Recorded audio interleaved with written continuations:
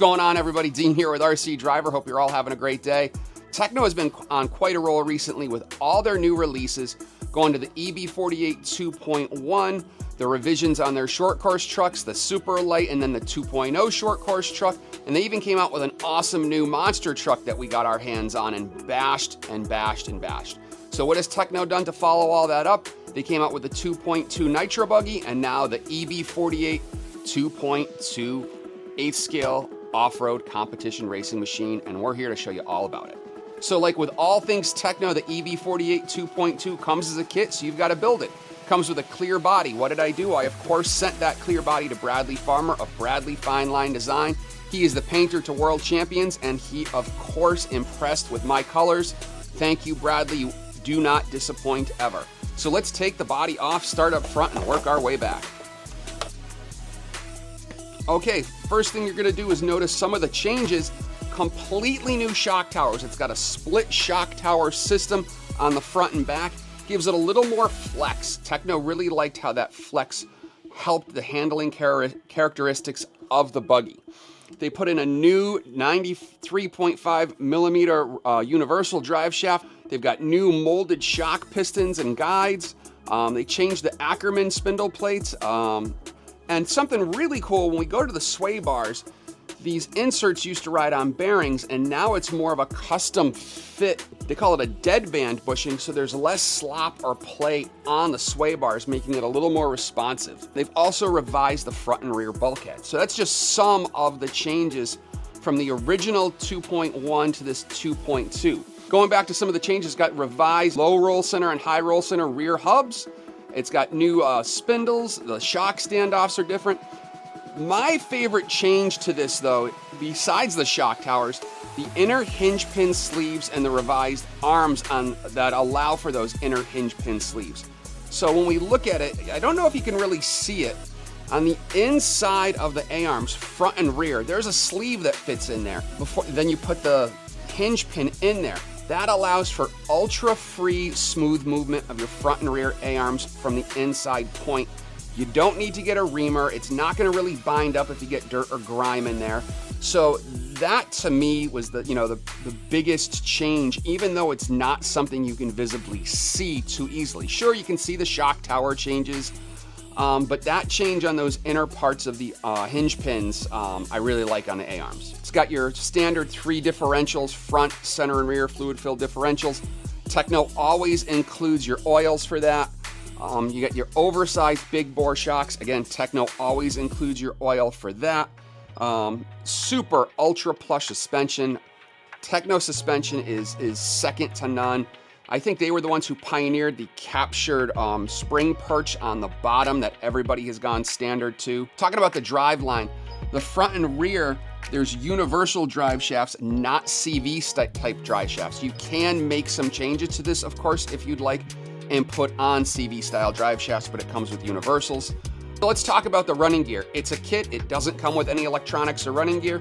So for steering servo, I went with a Spectrum S6285. This thing has plenty of speed and torque, but one thing to note, it does not have a standard 25 tooth spline like most other manufacturers, so the included metal servo arm that Tekno gives you will not work. I had just so happened to have a metal servo arm on hand that I was able to use, so just keep that in mind. Working our way back, I went with a Trinity 8th scale speed control. This thing has massive 10 gauge wire, censored of course, super capable, and I love how easy it is to program with their app. Again, working our way further back more, we've got a RevTech motor, ultra powerful, ultra smooth, and up top here, not included, I 3D printed a fan mount and included put on an RC Madness cooling fan. I tend to be a little overkill. I want to make sure the motors run cool, so I 3D printed that on my own and included it, and it doesn't get in the way of the body whatsoever. And to get everything powered up, we went with a Trinity 8000 milliamp 130C battery pack. So as I've mentioned a couple times, all Tekno vehicles come as a kit and you need to build them.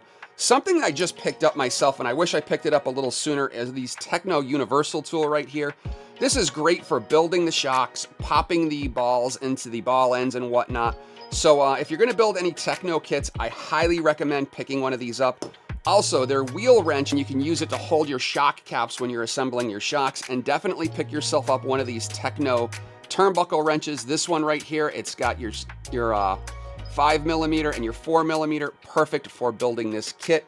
As I said, it comes with all your shock oils, your diff oils, thread lock, black grease. One thing I do, I like to use the Tekno RC Udder Butter for my ring and pinion gears on my front and rear differentials. I just like it. It lasts really long and has a good consistency to it.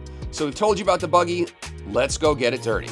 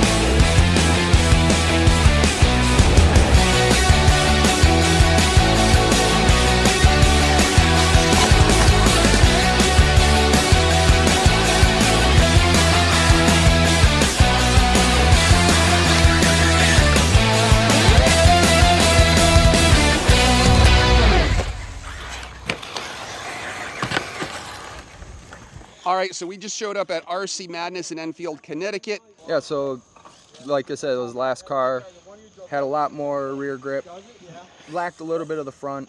This car, they turned that right around. They put a lot more front steering, took a little bit away from the rear, which is good. The suspension, like last year's car, awesome. It landed the triple, super nice. Yeah, I mean, and then also the shock towers, they split them apart a little bit to give it more flex, you know, left and right and front and back. So yeah, I mean, awesome.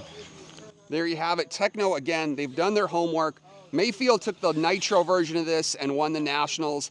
Electric Nationals, by the time this video goes live, will probably have gone off, but this thing is definitely at the top of the pile if you're considering a high-end racing electric A-scale machine. So Tekno, you done your homework again and you knocked it out of the park. Want to thank you for watching the video today. If you enjoyed it, please give it a thumbs up. Drop us a comment below. What are your thoughts of the Tekno EB48 2.2? Thanks so much.